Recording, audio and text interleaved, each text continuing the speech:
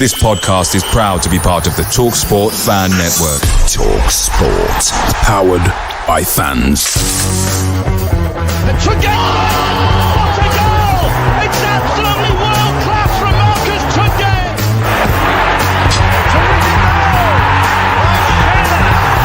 Johnson puts it in the air. Aidan Flynn wins the It's still with Lee Gregory. He's in the box. Tries to screw him. Is it going to be there? Yes! Oh my word! The Wednesday week! Hello, good evening, and welcome to another episode of the Wednesday week. Tonight, joining me, I've got Holly, 90s boy band throwback John. That's a hell of an outfit you've picked this evening. I believe that was for the purposes of a joke. Holly, why is John dressed like that? I feel like I missed something out in the group chat. You clearly missed the memo last week when you wore that fashion victim outfit that you had on that everybody noticed. So me and John have decided to wear shit shirts today too. Although I feel like John's got a lot of wear out of that recently, I think. I tell you what, we can't make John laugh tonight because he will pop a button and smash his camera. I tell you what though, John, you're a lot more cut than what I gave you credit for, bro. Fair play, and you know, I don't wanna be a fool because it's leaving. You look like an NSYNC. You know, I used to be in a boy band in Mallorca in 2002 called Forbidden. So you know, you'd have been welcome back then, bro. In that top, big fan. Yes. And we've got former child, now turned current pundit, Blair Hardman. That's better. Right then, we've got two games to get through tonight, ladies and gents. Don't forget to get in touch with the comments on the bottom of the screen. Blair's in charge of that. I've just realised I was trying to get to the bottom of it. Now, when I was asking Ash to do the comments, and he said, I'm like the person they cut to on the right stuff to go through the comments, like I give a shit what somebody's got to say about the current affairs and the news. I realised that what they used to call that segment was the babe in the booth, and I've just realised that they can't get away with that anymore, so they don't call it anymore. So Blair in the booth is going to be in the booth tonight. Now, tonight we've got two games to get through. We've got Norwich City and Stoke City. So a week that could have gone better if I'm honest. So let's get to Stoke, H. Not Stoke. Norwich. Let's start at Norwich. Let's talk about the. Let's talk about the lineup, because I feel like we showed our hand a little bit. You know, we played four at the back, and it didn't go to plan, did it? Well, before we get to that point, let me just say I was on for Middlesbrough and I wasn't for QPR, and here I am back again. We've had two games and we haven't won, so something's wrong with this scheduling. But you'll be glad to know I'm not on for the rest of the season now, so we'll win up. So we're talking 9 points for the rest of the season. Big fan of that. Absolutely. So you called me out on the last podcast for Masaba and Gassama playing together, and me thinking that's a bad idea. And then they both started in this game, in which we started very bad.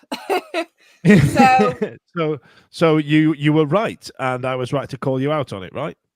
I was right, and you were saying I was wrong. Oh, actually, because it was QPR, wasn't it, where they actually played quite well for themselves. But according to BBC Sport, we had five at the back. I don't think it probably lined up like that, because I think they just chuck numbers at a piece of paper and see how it goes. But the start against Norwich, H, not mint, was it? No. This is one of them where everyone went, yes, let's fill Hillsborough. The crowd will be up for it, blah, blah, blah. And then, unfortunately, when you do that and then you start bad, it sort of it has a really, really, really negative effect. And obviously, both goals, which we'll come to, came from our own doing, which then really didn't help the crowd situation at all. We gave them the goals, and yeah, I tell you what, Johnston Timberlake, there's an element in the of it's great having a big crowd, but like Holly mentioned in the week, if it's not going our way, then it can go quite badly, right? 100%. I think that's one of the things that I don't think Danny Rule's quite got with the mentality of the COP and the Sheffield crowd as such, and British fans in general, really, that if your team's not doing well, we're going to let you know about it. And I know that not just Roll, other managers spoke about it before, but we do let them know if it's utter garbage and it's not going to plan, and people are individually making and collectively making stupid errors. We're going to let them know about it. And it was just a horror show, wasn't it, for that first 20 odd minutes? Just one of those situations where the style of football that Danny wants us to play really comes back and like punches you square in the gonads, doesn't it? Really, and it's just like couldn't have wished for a worse start, really, could we? Yeah, it was absolutely. Well, what was it? What was the term you used for my shirt last week, H? Doggy crapper baba. Baba, not Baba, Baba, like the name of the elephant from the cartoon. So yes, we've got a comment there from Robbo Early Doors, Blair. Rob's been on and said, "I've missed the start. Is John having a midlife crisis?" You've missed the start, so we've explained the shirt, and I'm none the wiser. I tell you what, John, I'm just impressed that you've still got the shirt. I remember it's a good 21 years since I've owned sleeveless shirts such as that. So, fair play to you keeping all the stuff skills. I bet you've got a load of 90s shirts that are pristinely looked after. And like Holly and I are displaying right now, we have to wait for a sale on in the club shop to get our macro gear. This is the Hillsborough uniform this week. Every single person has got this green stuff on. I've got the joggers really on as well, look. Well, this is actually that tight. When you asked me to speak, I thought I was going to sound like the guy from Pirates of the Caribbean, the little Indian pirate. So we will go to war because I'm proper being squeezed here, man. I can't speak. Honestly, you keep it, John. That's coming back in. Do you know what? I'm gonna smash one out. I'm gonna spend all summer now getting cut, so you can loan me that shirt, John. Now, Blair, what have we got in the comments? And then add your own, pal. What's happening? You guys talking about Norwich out there. Let's find out what the Mandems are saying. Yeah, well, Martin's come up from Bedfordshire for the worst first half he's seen in a long time. Got to agree with him, but then he has followed up with he thought Beadle recovered well through showed maturity and made some good saves. And the guy behind me and Holly, wow. Really does not like Jeremy Beadle. James Beadle. So the crowd, obviously, us defending that side as well with the crowd on their backs. Bear in mind, he's a teenager or whatever. He's very young. And then the guy behind us was just relentlessly shouting, "Send him back to Brighton" from minute one before he'd even done anything wrong. And I don't know why fans do that and why they think that's going to help, but for Beadle to then still make some pretty good saves and still stay composed after we've made a couple of mistakes, which he did have a hand in, to be fair. I thought were really good. The crowd was absolutely awful. Some people that are on this panel right now wanted to leave after half an hour, didn't they, Blair? No, mate. So when we did the I don't know, the 15th misplaced pass to a Norwich player, and I can't remember who shot, but he literally narrowly missed the post. It was going in, but it was like literally inches from going in. And I went to Holly, so I was taking her home and said, if that went in, we was off, because this was just absolute shit, wasn't it? That first half. I mean, we were so angry because it was just like, did the players understand? And it just came back after Bannon's comment about we played poorly because we ain't got a new contract and stuff. It weren't long after that. Yeah. And did they understand? It's like we were watching it going, do you understand where you are in the league table and how many games you got left? Because the effect that will have on your contract as well for next season. Yeah, the way they were passing the ball. I mean, I was saying it was like when you're at like a barbecue and there's a ball and you sort of like you don't want to blast it over the fence or hit anyone, so you sort of like gently passing it to each other in the garden. And it's like, but that's how Hiekwe and Bambo and Fumeiro and Bida were passing to each other. And it was like, what are you doing? There was no urgency. But then the midfield was actually moving for him, so it wasn't like there was that many options to go forward. But when you got Michael Smith up front, surely just lumping it forward to him is a better option than a lackadaisical pass to your left, and John Sargent's just stood in the middle here. So. But then that Sargent nicked the ball quite a few times from like a slow pass, and then we didn't learn from it. We just kept doing it, and he just kept nicking the ball. They just kept winning the same ball. We didn't go, well, probably we should hit it a bit harder or do something different. We just kept going, this hasn't worked twice. Let's just carry on. And it created that anxiety in the crowd as well, didn't it? Because we're always a bit nervous when they're playing right back anyway. But once you've conceded one goal from it and they still continue to play that way, every time the ball was coming anywhere near Beadle or being passed across that back line, you could just hear the anxiety in the crowd. We were all just thinking, just get rid of it. Just hit it long, I don't care, but you just don't get caught in possession again. And they didn't listen, did they? I know, and Norwich are a good side as well, aren't they? So it was almost like, yeah, really good. Let's give these a 2-goal head start, lads. We've already we get the rest at league an 18-game head start, so why not give these a 2-goal head start? Because I think that's what we're doing. That's part of the problem. That's part of the problem. Like, if Norwich had given us those opportunities, we would have taken 10 chances to score 1 goal. But when it's a team like Norwich, you only need to give them 2 or 3 chances. And I think actually Beadle made a couple of good saves within that section. But yeah, a great one at 2-0. Yeah. So but let's go on, Nate. One of the goals, I can't remember if it was the first or the second, was from their throw-in, and Diaby lets it go over his head. Like, he don't move back; he just goes and watches it go, and then Ihekwe comes towards it, and then he doesn't challenge for it at all. Yeah. It's really, really poor to say that those two people are absolute mammoths. To get caught by a throw-in like that, it's just embarrassing. I tell you what it reminded me of, that goal. Like, if any of you guys listening out there, or any of you guys who have played Sunday League football, right, and defending a free kick in a corner is crap. It's crap. And then what happens is you get called. Being a big guy like myself, right? Like, Fudge, get him, get this geezer, and you're always marking a geezer that is built like Bambo Diaby, right? You're always marking him. You're like, fuck's sake, I'm going to get my head kicked in here, and then you look around and you're having a tussle here, and then your other big pal at the centre back's having a tussle there. And there's always another big stag who just can't be arsed with it, who just stands on the edge of the 6-yard box and goes, I'll go spare. I'll go spare. And you're like, fucking spare? Get here. Get on that back stick and slap one in.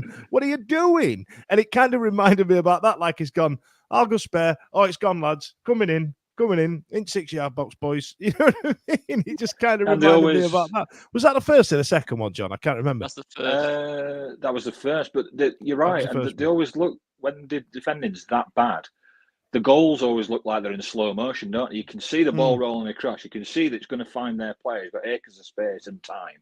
And you're just waiting for it to ripple back at net. You just know what's coming, and it's just like, what an awful way to start the game. And in a big game like this, when you don't need to give teams like Norwich 2 goals head starts, do you? No.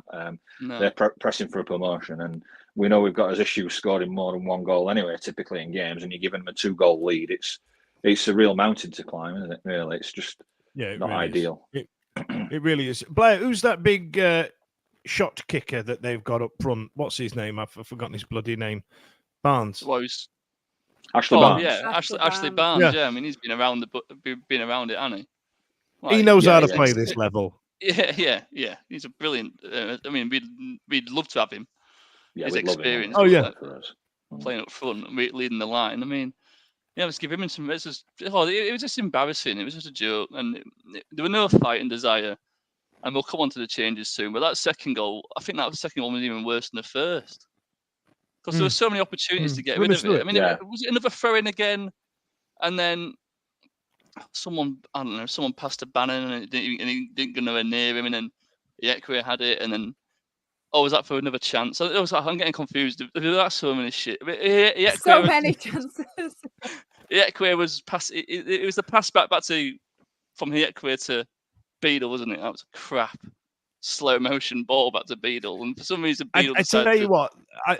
Ihekwe's got a bit in the bank for me, because I think the last few months he's been outstanding, but on that one he did drop his backside. I think all our defenders are good at heading the well. I say this, but from the corner we're terrible crosses.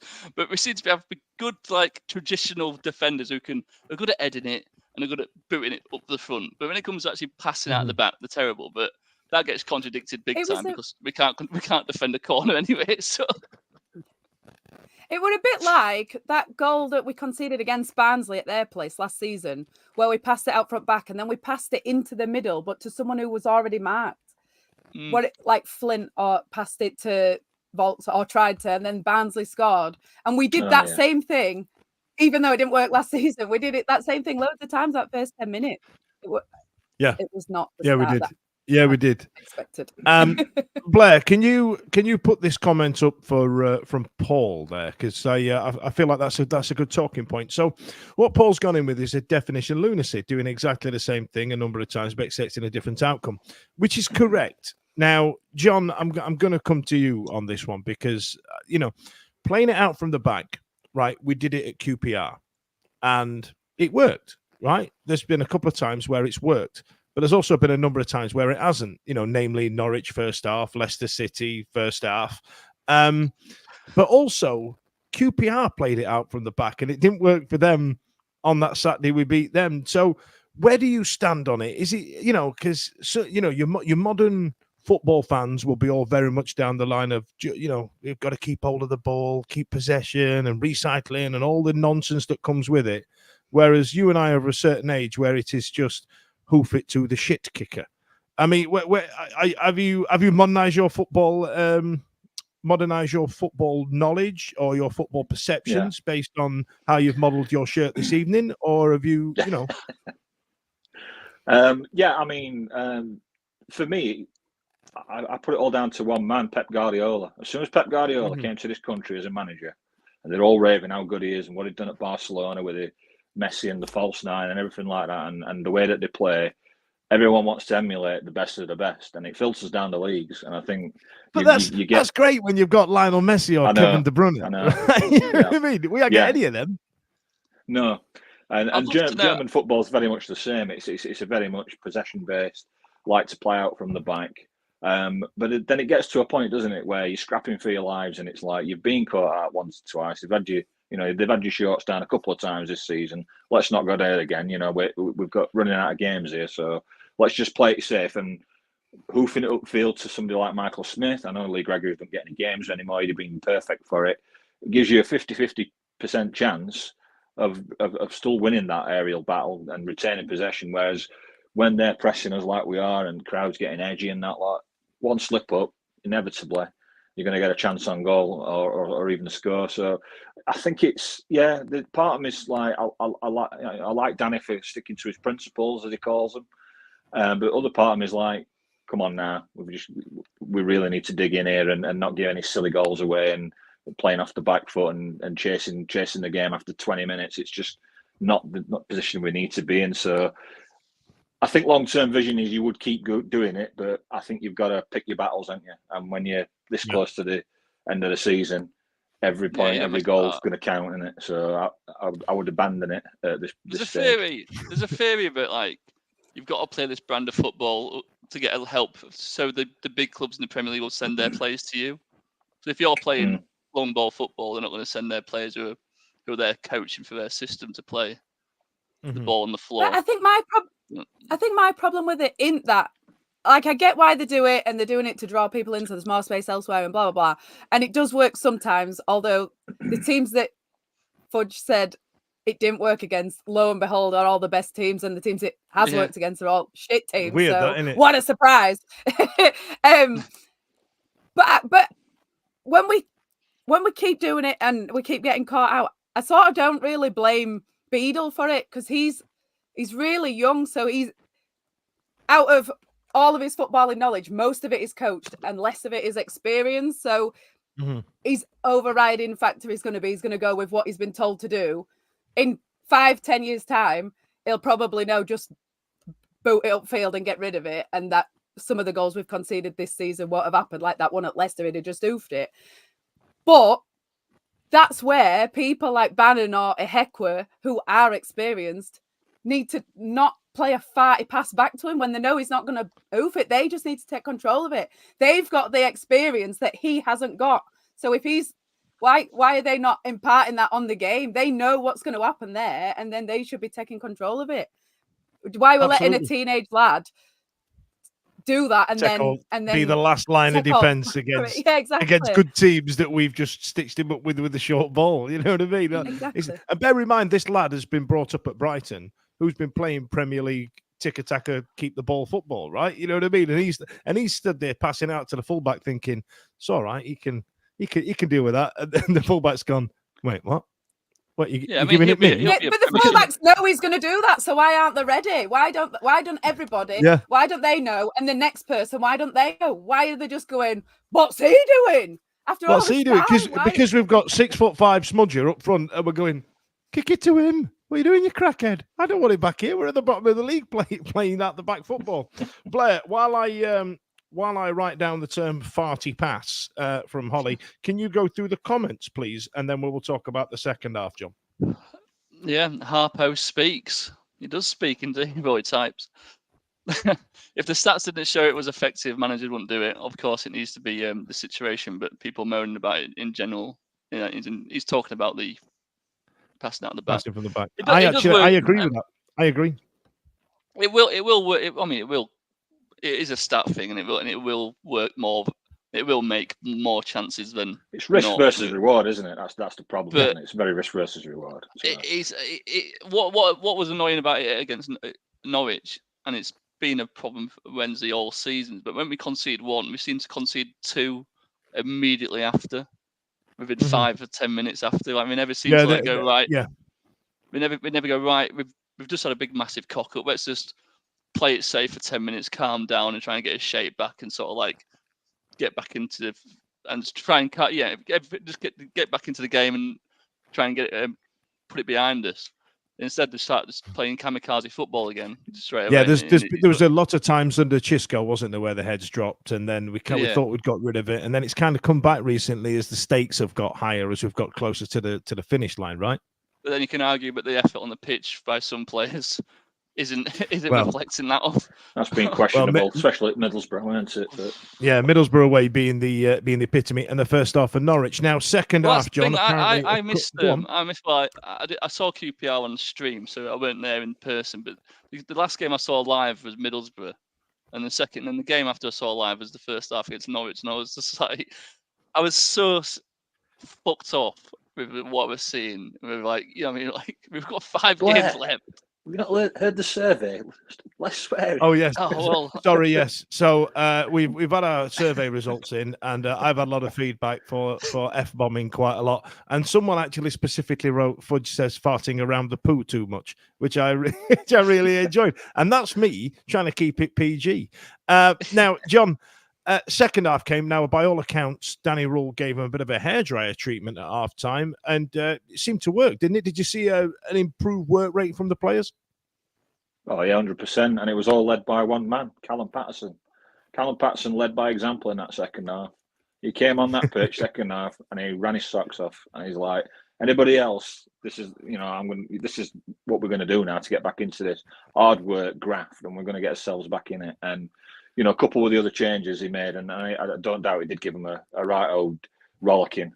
It showed. They came out a much more fired up second half. The changes were great. Definitely the right moves. But yeah, Callum Patterson for me was just inspirational that second half. They really were. Absolutely. Holly, 4 subs at half time is a hell of a statement, isn't it? That was that game, wasn't it? Yes. At half time, I said this needs some Pato magic.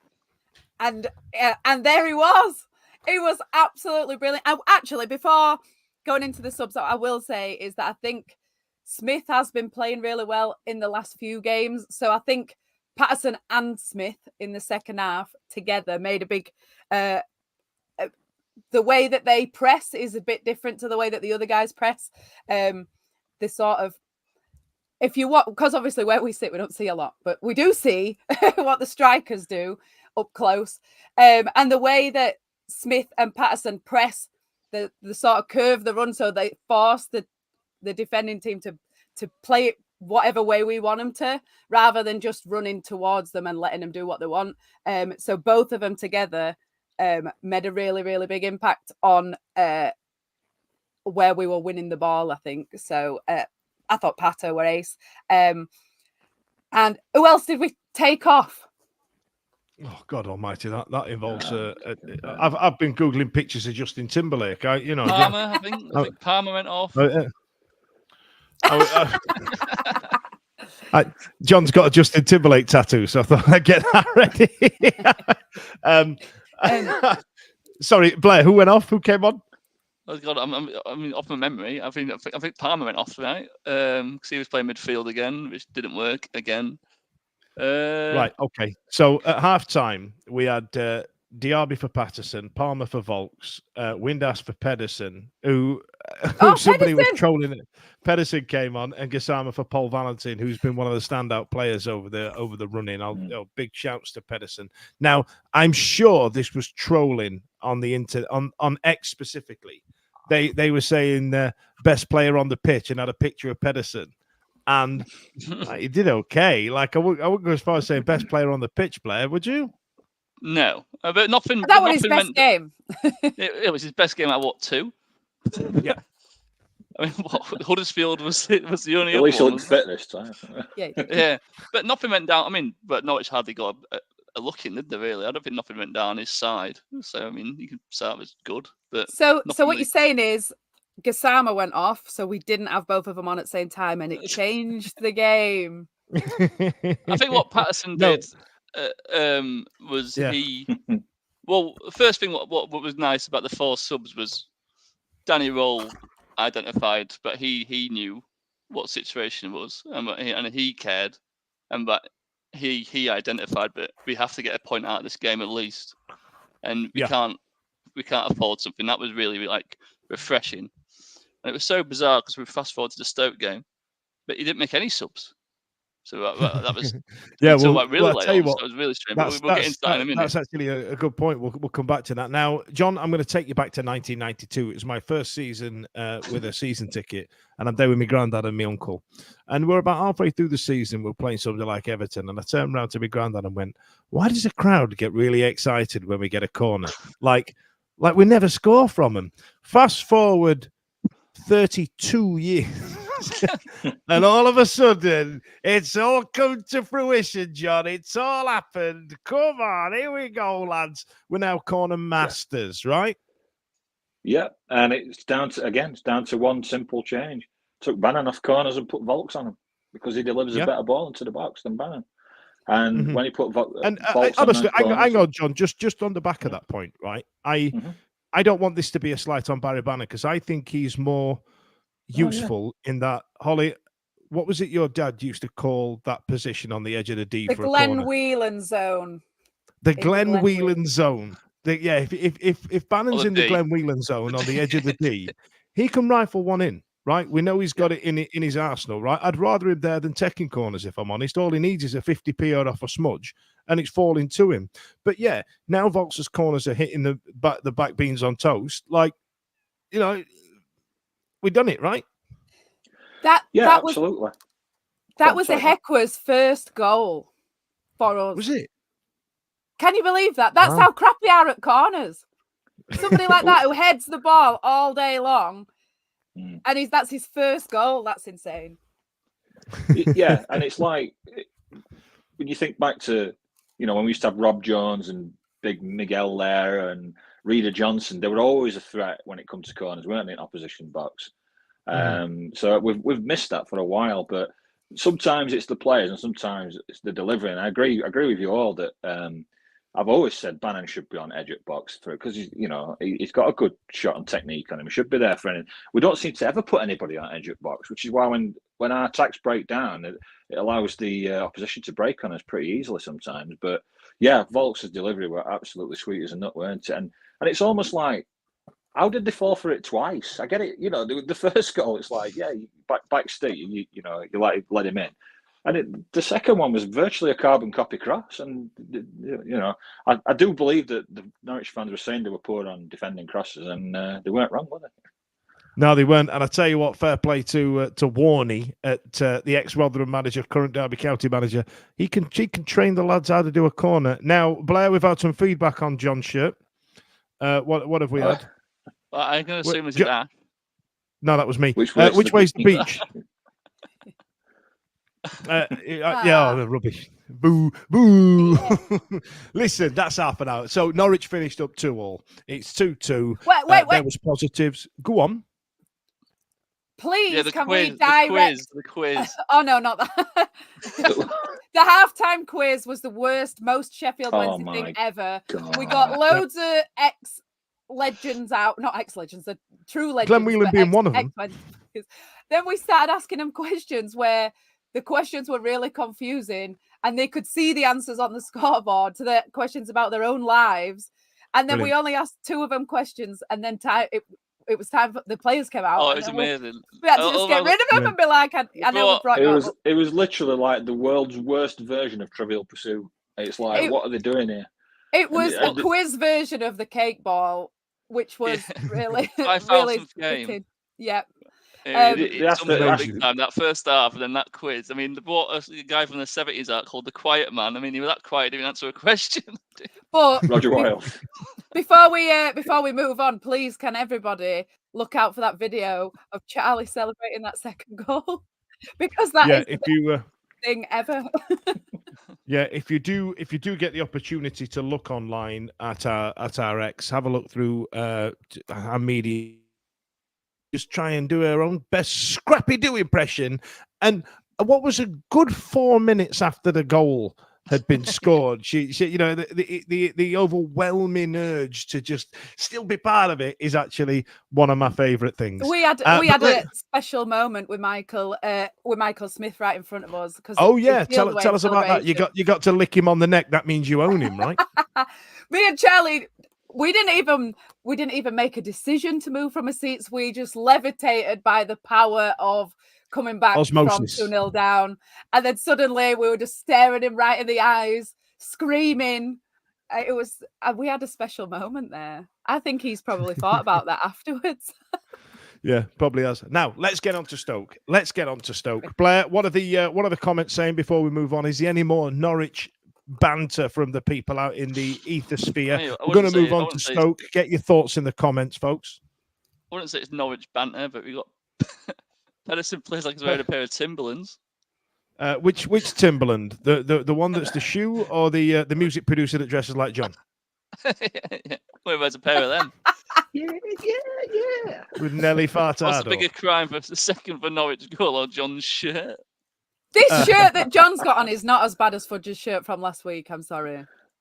Fight me. Although you'll notice tonight that Holly and I are wearing the uniform of Hillsborough at Stoke at home. That was the way to go. The club shop got an absolute beating, and a big shout out to Sharon who helped me out pick out a top. And I feel like she's done me a solid on this one. Trying to show off the pecs, big strong protein boys. Right, let's move on to Stoke City. Now, this became, given the way that the fixture went on Friday night for Plymouth, and given the way the early kickoff went off, this became a 6-pointer with about half an hour before kickoff. It was massive. Now, Blair, this is the starting lineup. Whoops! How did that get in there? Oh, that's a picture of sleeveless Backstreet Boys. Norwich lineup here. So that's on Holly's wall. That's Norwich lineup. I want Stoke lineup. So this is the Stoke lineup. We've gone back to the 5 at the back with the wing backs, and then 5-3-2 with Ugbo and Smith starting up front. Bit bold, but we were going for it. I was happy to see that. That first 10 minutes. Tell us about that, Blair. I mean, that first 10 minutes it was everything it needed to be, wasn't it? It was to get the crowd going, and I think he really wanted to go for that. Well, obviously you want an early goal, didn't you? You want a goal anytime. But he really wanted a quick start and to settle the nerves, because the crowd were nervous, because we all saw that, the early results, and we were all shitting it. And an early goal would have made Hillsborough erupt, I think. If Ugbo scored that, it was a great save, wasn't it? Was it Ugbo made it was a really very good stop, and I remember thinking that's a mega stop, that one. And you're right. I think if that goal had gone in, or would have had something to cheer about that first 10 minutes, that'd have been 4-0. 32,000 people at Hillsborough just kind of got what's the term? Edging. They kind of just got edged, didn't they? They were on the verge of exploding, and it just ne pas de commence. It just didn't happen. Thanks, man. And then Smith hit the crossbar as well, not long after. Well, that's because he did everything against what he was taught as a child to get his head over a ball, and he was going to try and lean back and get one in. I think it felt a bit like the Huddersfield game, the same sort of atmosphere that both teams sort of really, really didn't want to lose. And at one point, I did think, like I said earlier, I think Smith's been playing really well, and it felt a bit like Smith was trying to end his own contract. Like, if we stay up, I don't think he'll stay. So when he was playing really well, I thought he really didn't want to stay. He wants us to stay up so he goes somewhere else. But how many corners did we have even in the first 5 minutes? I felt I'd lived a life in that first 5 minutes. I was so tense. I know it's got to the point where all season I've not got excited for a corner. I mean, every time I won a corner, I thought, I'm not bothered. I'm not getting up. I'm not clapping again for a corner. And then because of the Norwich game, every time we got a corner, I'm getting giddy again. I was like, oh my God, we're going to score every corner. It's all happening. It's all happening. John, when we went in at half time, did you feel like we were going to turn it round? Sorry, that's a picture of 5. Well, I didn't like getting there. Can we just speak about before John mentions at half time? Can we just speak about Michael Smith's disallowed goal? Because I've watched that back. Oh, that was first half, wasn't it? The one where Go on, John. give it for impeding the keeper. You sound like you got a differing opinion to the interwebs. I didn't think it should have been disallowed. I think it's one of them where it's just classic modern football where the keeper gets overprotected by the refs, and it's like, oh no, you can't touch him. He's trying to catch the ball. Well, if he's trying to come through 2 or 3 players to catch the ball, and he can't do it because they're more physical than he is, it's not a foul. I know it might sound biased, and there might be a lot of disagreement, but I've watched it literally 5 minutes ago. 5 minutes before we started the pod, and I didn't think it was a foul. Well, yeah, because I watched it back, and then I watched the Norwich goals back, and I thought, well, surely you should have disallowed both Norwich goals, but for our goals against Norwich, because they're virtually the same. Corner to back stick and header. Well, where we sit, you can't see anything at all, especially because both teams had like white stripes on the shirts. We couldn't see anything. Horrible. We couldn't see. It were horrible. We couldn't see what were happening, and it's sort of like there were a bit of a melee. And some other people started celebrating, and then one of our defenders puts his arms up like that, and everybody sort of then, whoever it was, they tricked us. We thought we had it, but yeah. And then were you not shocked? Go on, sorry, man. Sorry, John. Go on. Sorry, Dan. I was just saying, when you've been out cup yourself, mate. You score what you think's a goal, and you jump up in the end, and it's disallowed. Yep. I always feel embarrassed that it got disallowed and I have to sit down really quick, and then I feel like everybody were looking at me and I feel like stupid, and I hate disallowed goals. Everybody around you's done exactly the same, so it's okay. But the feels embarrassed. Everyone's looking at him, comes onto a podcast wearing a vest shirt. Nothing to embarrassed about, John. I was going to say, you threw the looking glass. As long as you love me, come on. Where Blair and Holly sit, right? It's shit. Right, and it's literally the front row behind the goal in the Cup, and there is a good 10 yards, like it's nearly to the penalty spot, to the byline, that you can't see what's happening. You feel like when they get to the penalty spot, they're stood in the goal. I don't know what it is. It must be a bevel. It's really weird. And so when that player turned around, I want to say it was Firmino or something, stood up and pumped his fist. I was like, oh my God, he's put it in. He's done really well. And then when I watched it back, he was like level with the penalty spot. He was miles away from the bloody thing. He was nearly at the halfway line. I was like, stupid cop aesthetics winding me up. Blair, what's the comment saying? Great effort from Smith hitting the bar. It weren't a great effort. He fucked it. Harper went for the Macron derby. Well, I think we won that. They had the mint green. They had the mint green. Exactly the same training gear as us. Yeah, when one of their players went down with a head injury, injury, I was like, has our physio gone over there? Because why is our physio taking so long? It could have been anybody from the crowd. We could have all. It could have been. I don't know, some of our crowd in some of this tight Italian Macron gear. Tell you what. And then Lewis comes with what we just said. If Ugbo chance goes in, Stoke would have absolutely crapped it, and I think I 100% agree. Absolutely. Absolutely. Holly, I cut you off there. My apologies. What were you going to say? I was going to say where we sit, it was just to do with where we sit. There was a point where they had an attack and we were shouting, we were fuming actually. We were shouting at at one of the defenders, Iorfa or whoever, because he felt like it was millimeters away from getting the ball, and then when I've watched it on the highlights, he's like 10 foot away. He's absolutely miles away from it. Why hadn't he got that? I bet he was thinking, what the hell's wrong with these people? They're asking a bit much. But we were adamant that it was his fault there. So Not that I'm I saying think to not trust what we think, because we've got they've got the perfect Yeah, view. don't We listen can to clearly us. see. Talk. Yeah, you don't know. You can't see. You can't see anything. John, halftime came. Now, how were you feeling at halftime? I was still relatively upbeat, albeit I'd left 10 minutes early to try and get served. They'd run out of Wednesday. They'd run out of Carlin and Madry. So I had a lovely Guinness at halftime. Halftime, we sat there thinking we could probably still steal this, right? Yeah, I thought we were the better side, and it was just one of those games where you needed that second goal to kill it off, didn't you? If Stoke go 2 down, you think that we'll win this game, but whenever you leave a team hanging around, there's always a chance that they'll get one chance and peg you back. So I did think we were the better side, and I thought we'd come out second half pretty much guns blazing again, like we did for Norwich, because as Holly mentioned earlier, or one of you mentioned earlier, we're not getting any favours off the pitch with other teams, are we? I mean, the other results are downright ludicrous, aren't they? Really, I mean, you're getting teams like Blackburn going to Leeds and winning, and then Plymouth beat Leicester, and it's almost like you fight, every hurdle you clear, and there's another one right in front of you, and you just can't seem to get any breaks off the pitch. So with that in mind, I thought, Danny talks so much about winning the home games in this last stretch. That's going to be key,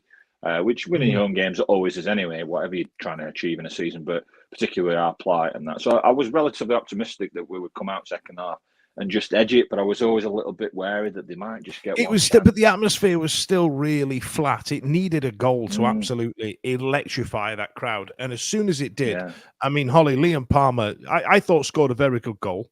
And then he went absolutely insane right in front of, where you were sitting and all the rest of it. He didn't want that celebration to stop, did he? Do you know, see, our view is really, really bad.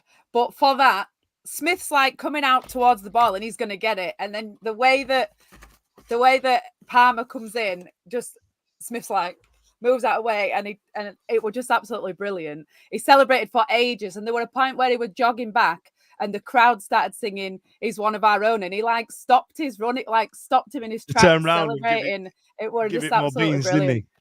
It was brilliant, and I really did feel like, I think all the crowd were just relieved. Everyone just thought, "This is it now." Like, we find a couple of the results weren't really going our way, but this will warrant the relief. So because I had a signal I could get live score telling Birmingham beating Coventry 3-0, and Birmingham was insane. I think Huddersfield were up at one point, weren't they, or something like that? I can't remember it. And so when that goal went in, there was more of a relief than a celebration, and then the celebrations kind of died down. And then what happened, Blair?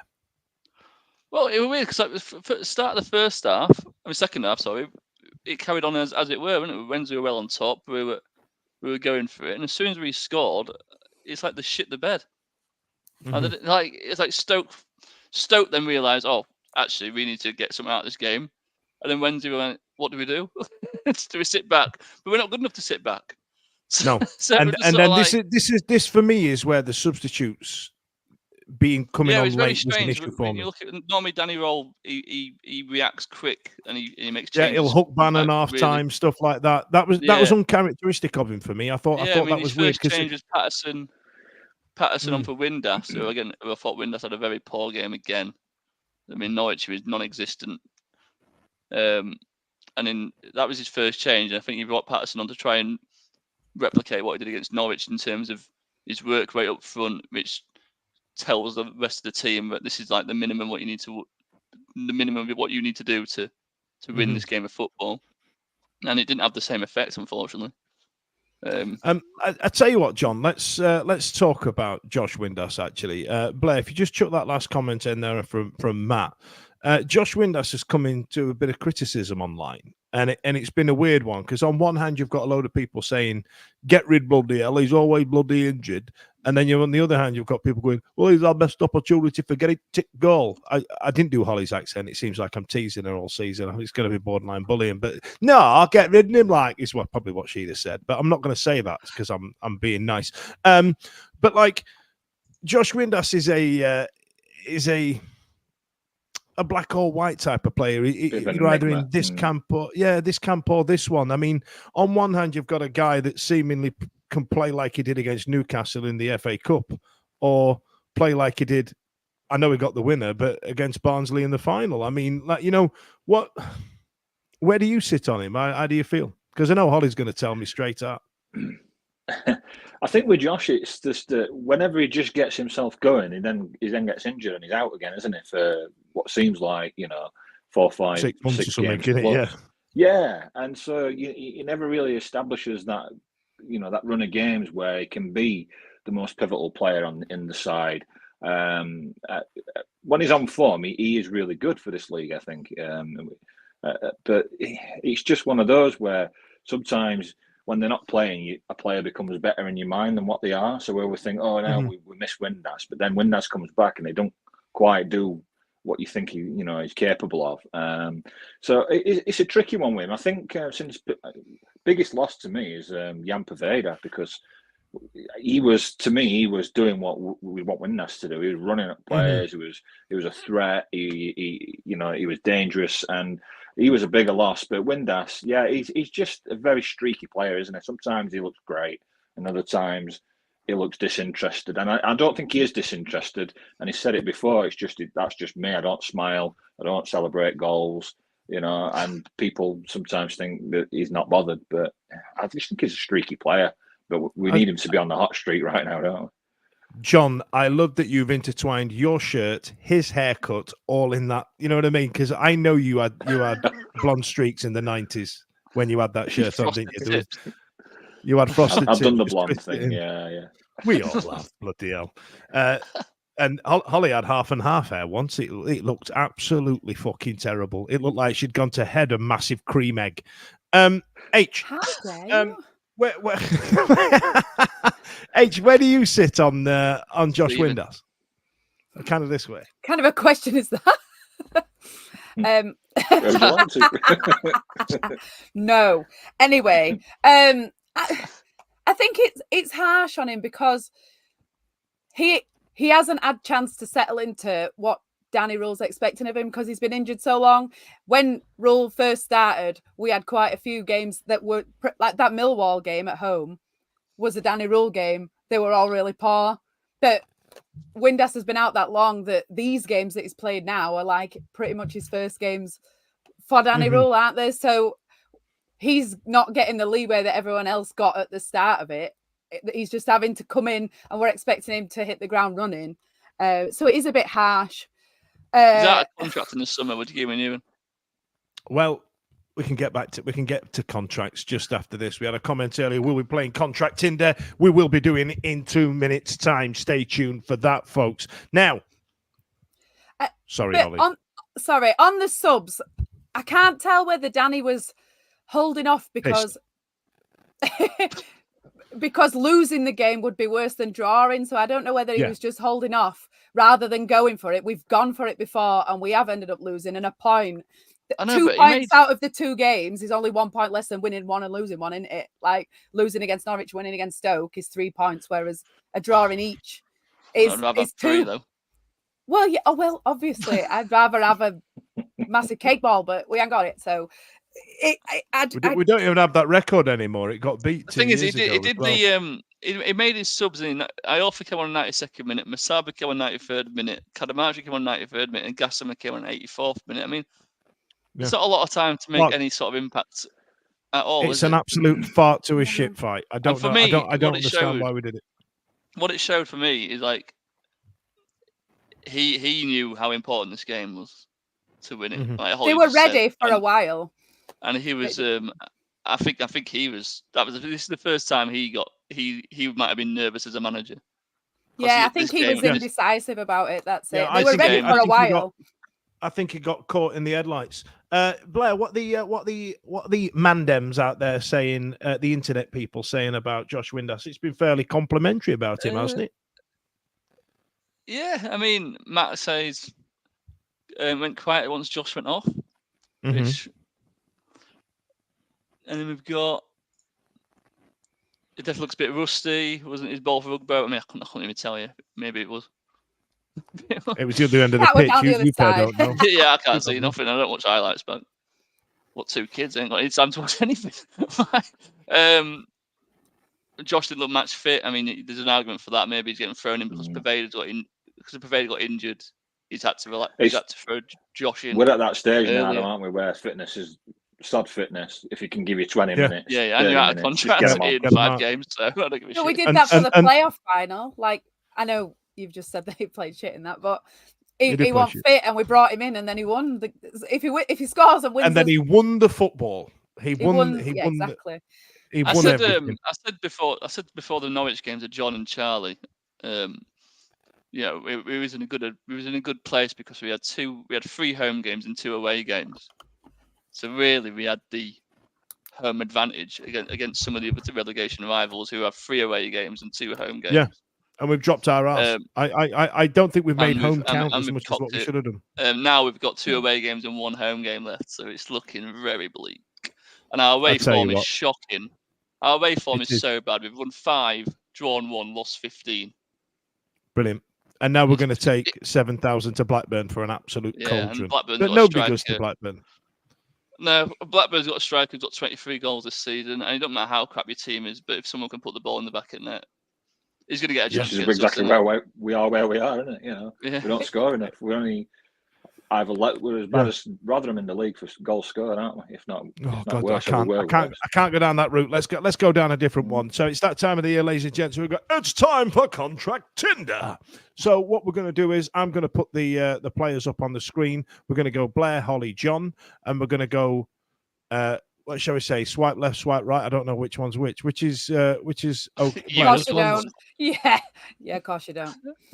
Let's just say bin him or keep him. Yeah, bin him or keep him. All right then. So Blair, first one here. Contract Tinder coming up. If you want to get involved, obviously your comments come through a few seconds after I've probably moved on. So put the player's name and then bin him or keep him. So here we go with Contract Tinder. First one is going to be a contentious one. Blair, Bannon. I'd give him a pay cut, and if you don't accept it, get rid. So that Blair's got splinters on his arse. What about you, H? I'm not his biggest fan, but I think I would probably keep him. And I also think if we do get relegated in this one of the worst seasons ever, I feel like that's going to be really harsh on his legacy. Not that I think we should keep people for legacy reasons, but it will be a pretty harsh way to go, won't it? Yeah. John, you've got the deciding vote. Oh, you haven't, because Blair's got splinters on his ass. What about you, John? I think I'd keep him. I think he's taking his coaching badges, so I think he could be somebody who you like around the side and could form a closer relationship with Danny Rule and could strengthen that bond between him and the first team players. Might have to drop his appearances and be more of a 75-minute player. But I'd keep him. Yeah. I'd keep him. Let's move on. The next one, the dance that everybody does on the cop, like they've just washed their hands and the hand dryers aren't working in the janker. Blair, we've got Big Dish. What are you saying? 5-year contract. Absolutely. Holly? We're not going to keep him, are we? He's not going to keep us. He's I mean, how is he only 23?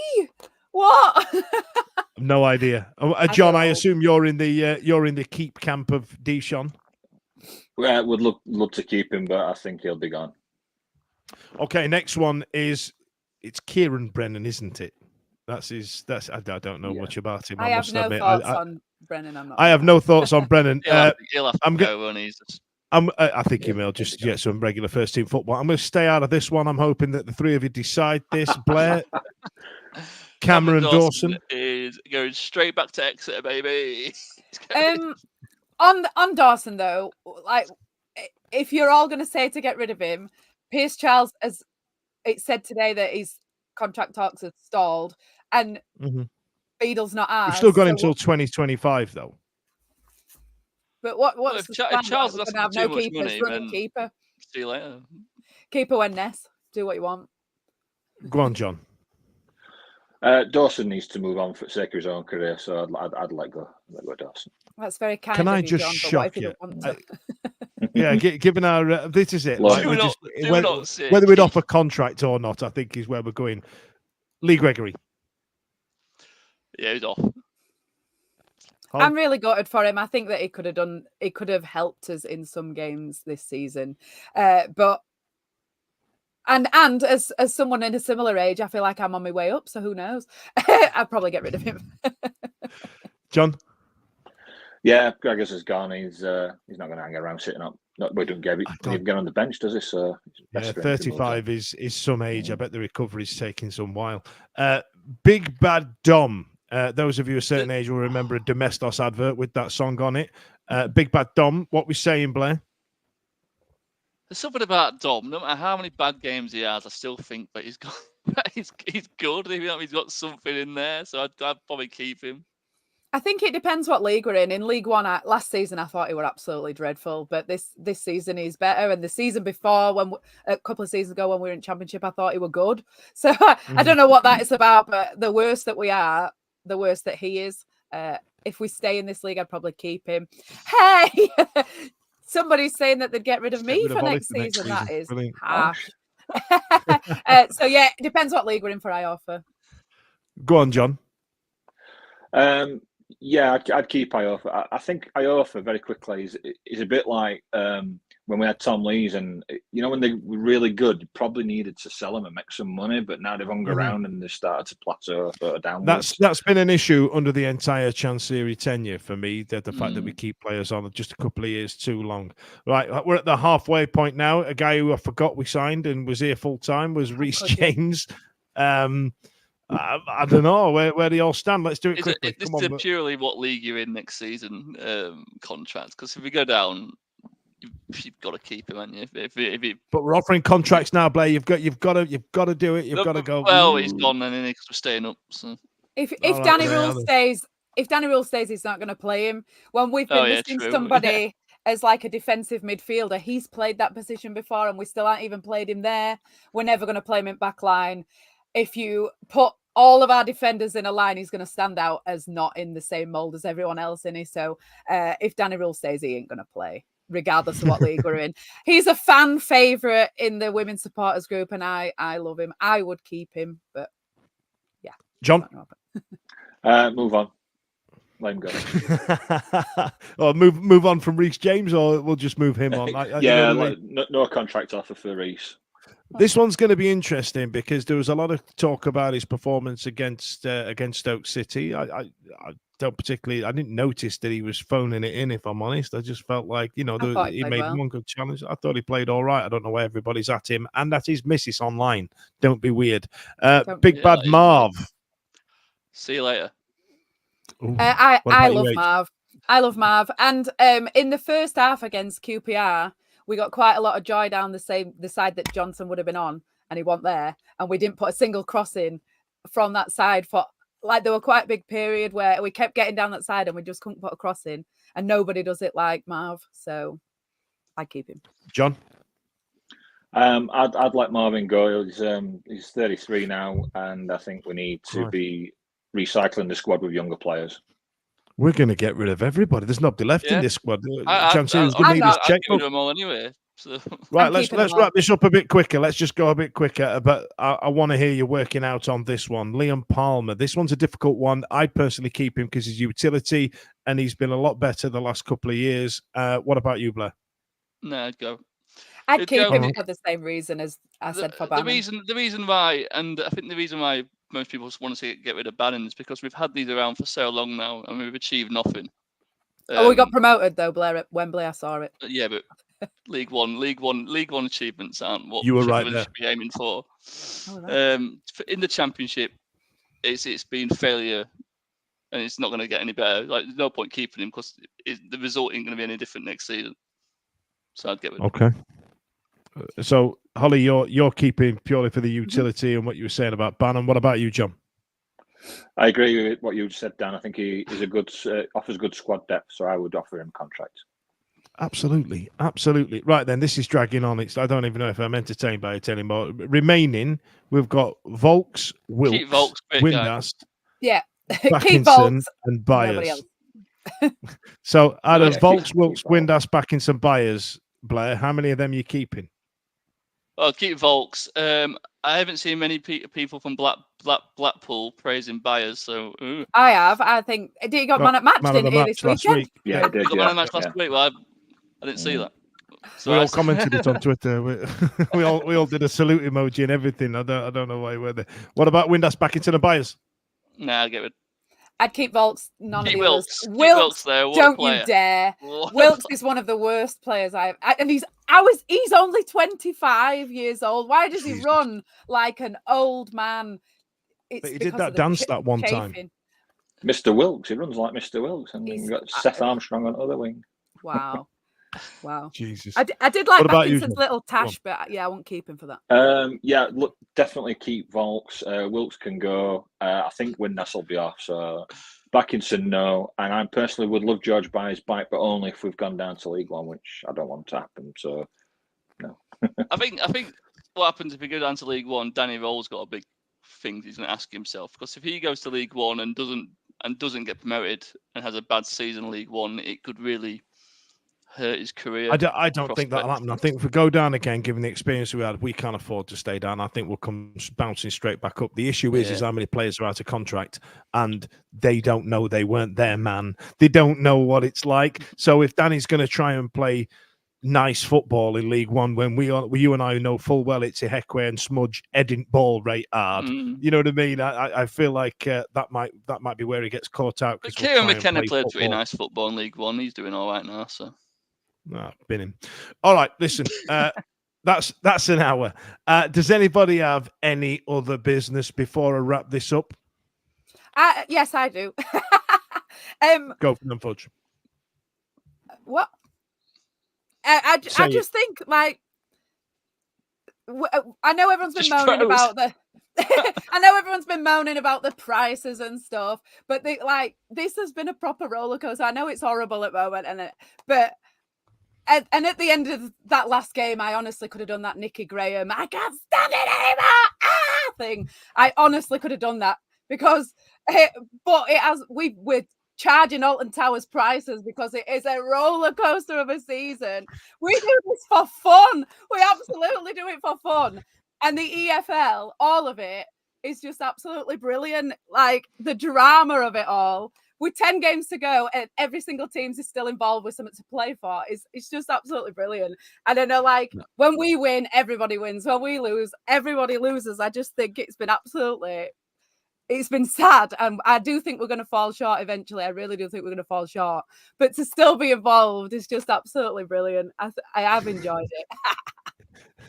That's it. That's all I want to say. I've been enjoying it. I tell you what any business, Holly's enjoyed it. I'm not ready for the end of the season. I know. I needed to extend by at least another 4 games, but what a phrase that was. We're charging Alton Towers prices because it's been such a roller coaster. Ladies and gents, I'll leave you with that. Thank you tonight for your comments, boys and girls. Thank you to John, Holly, and Blair for this evening. Well, Christ. We might know what's happening with our season by the time we next time see you next week. Join us next week, Monday, 8 o'clock. See you then. See you later. Actually has a shot, but it goes the other way. Leaves the goal. Hello, good evening, and welcome to another episode of the Wednesday Week. I'm a little bit older than you. I'm not touching this topic. I'm not touching it. Yeah. Mediocre, mid-table, rabble, aren't So I just want to be able to talk as much If you play a night game, he has to turn the floodlights on. No one would have believed that he would keep his job for as long as he had. But